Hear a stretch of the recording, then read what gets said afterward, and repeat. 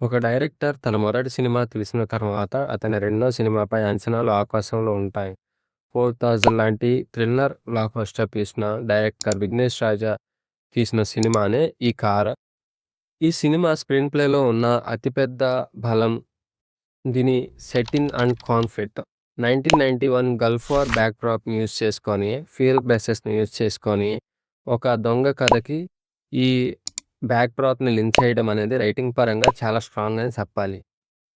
రైటింగ్‌లో best part ఏంటంటే, ప్రోటాగనిస్ట్‌ని ఇక్కడ ఒక మాస్ హీరోలా కాకుండా నార్మల్ హ్యూమన్ బీయింగ్‌లా చూపించారు. ఈ క్యారెక్టర్ తన ఫాదర్ వల్ల వచ్చిన ఒక పెద్ద ఫైనాన్షియల్ ట్రాప్ నుండి బయటపడడానికి చేసే ప్రయత్నం ఫస్ట్ హాఫ్‌ని చాలా గ్రిప్పింగ్‌గా నడిపిస్తుంది. ముఖ్యంగా సెకండ్ యాక్ట్‌లో వచ్చే సీన్స్, బ్యాంక్ హెస్ట్ సీన్స్ ఏవైతే ఉన్నాయో అవి చాలా బాగున్నాయి. ప్రతి క్యారెక్టర్‌కి ఒక పర్పస్‌ని ఇస్తూ director Vignesh Raja and Alfred Prakash రాసిన సీన్స్ చాలా బాగున్నాయి. స్క్రీన్ ప్లేలోని లోపాలని కవర్ చేస్తూ సినిమాని నెక్స్ట్ లెవెల్‌కి తీసుకెళ్ళింది విశ్వక్ సినిమాటోగ్రఫీ.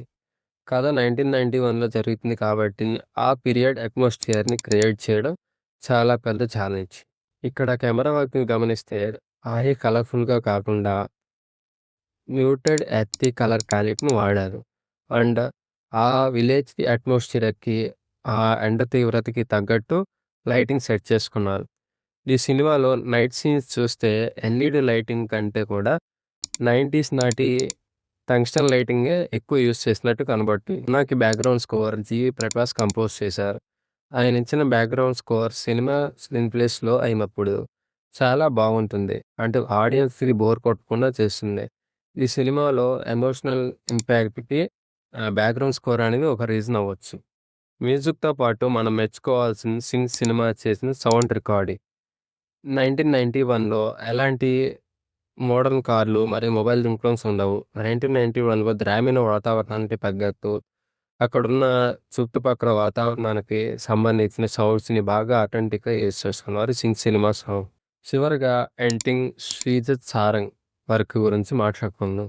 అయితే ఎండింగ్ 2 డిఫరెంట్ ఇయర్స్‌లో వెళ్తుంది. ఒకటి బ్యాంక్ రాబరీస్‌లో గ్రిప్పింగ్ సీన్స్, అంటే షార్ప్ అండ్ షార్ట్‌గా గ్రిప్పింగ్‌గా ఉంచారు సీన్స్‌ని. అలాగే ఎమోషనల్ సీన్స్‌ని ల్యాక్ చేసినట్టు అనిపిస్తుంది. కానీ అది కొందరికి ఎమోషనల్‌గా కనెక్ట్ అవ్వడానికి యూజ్ అవుతుంది. సో, ఎండింగ్ అనేది చాలా బాగుంది సినిమాలో.